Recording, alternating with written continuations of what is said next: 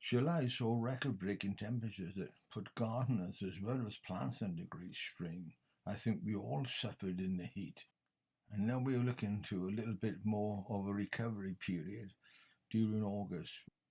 One of the main plants that suffered were the fuchsias. They were just getting ready, buds and ready to break into growth, and the heat just scorched them and set them back, and I covered that in last month's video. But one plant that did surprise me was the strawberry ruby Ann. It's coming along quite nicely, and the taste of it is quite, I like it. It's like the old-fashioned pine strawberries. And tomatoes are sort of, well, one of the smells of summer is one of the tastes, aren't they? And these are bush varieties known as determinate, which means they grow to a certain height, usually about 60 centimetres, and then they stop and bush out. Problem with them is they produce plenty of flower and plenty of foliage, and you've got to go hunting for the tomatoes, which are there inside. I'm going to show you. A little bit green, they look just like little green cherries, but I don't know if there's enough left there to warm them up. We'll have to wait and see.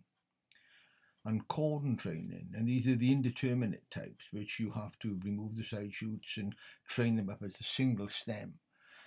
This is Guernsey, an old-fashioned variety, and here you can see me, I'm hunting for what are known as running trusses. It's where the plants send out a green shoot at the end of the flowering truss itself, and what you have to do is just go around, nip them off. Some varieties are more prone to it than others. Modern cultivars, they seem to have bred that out of them. But it's a massive truss of flowers. I don't know if they're going to ripen all of them. I'm growing it for seed. I've stopped it at 2 trusses, and the second truss I will collect the seed from. But at the moment, I'm just amazed to see so many flowers. And you have to come back. It's just like a form of side shooting. Just keep coming back, visit the plants every so often, and pinch the tips off. And something else you can do to help the flower set is just to go around and give the trusses themselves a little shake, usually around midday when the pollen's running, and it just helps the bees and helps the tomatoes, because I think after the sort of summer we've had, they deserve all the help they can get. Now we're taking a little look at sideshooting, which is simply the removal of any leaf growth in the axils of the plants. It just stops the plants becoming unkempt and bushy, and it creates the cord that we grow them on. And take them out when they're about 5 centimetres long. They snap out quite easily then.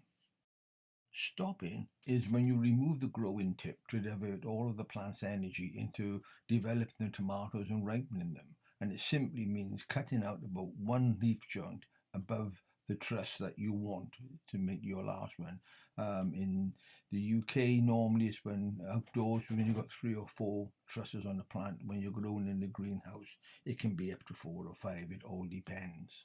And this is the only time I would use a knife or a second tourse to make a cut, otherwise it would snap everything out, so they heal quite quickly. But here you can see it's just one above the flowering truss. There's a leaf joint rather close, but I ignored that. I discounted it. The plant will still produce side shoots, so beware. And now dahlias. They put on a wonderful flowering display towards the back end of summer. They get going in July, but once again the heat just slowed them down a little bit. But now they're getting going, and you can see them. And I just water them almost daily. I grow them in pots. So just pick the pot up. If it feels light, water it. If it feels heavy, leave it. I feed them half-strength potash fertilizer once or twice a week just to keep them ticking over. If I planted them in the ground, they grow quite big and I wouldn't say unruly, but they would take up a lot of space. But this is David Howard, one of my favourites, and I think my favourite of all time has to be Bishop of Llandaff. To me, it's the perfect flower. It just fits in anywhere. The foliage complements it. You can grow with beds of it. You can grow it singly.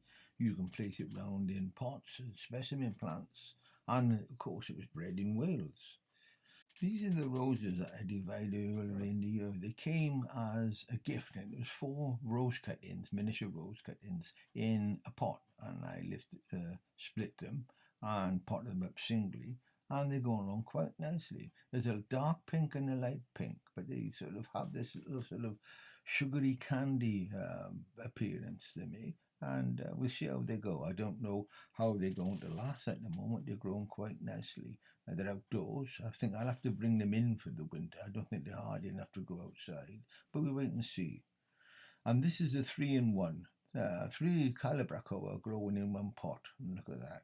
And nothing could be simpler. All the hard work's done for you. The colour selection, and you just bring the plugs home. I bought those at the local garden centre. You bring them home, you pot them up and stand back.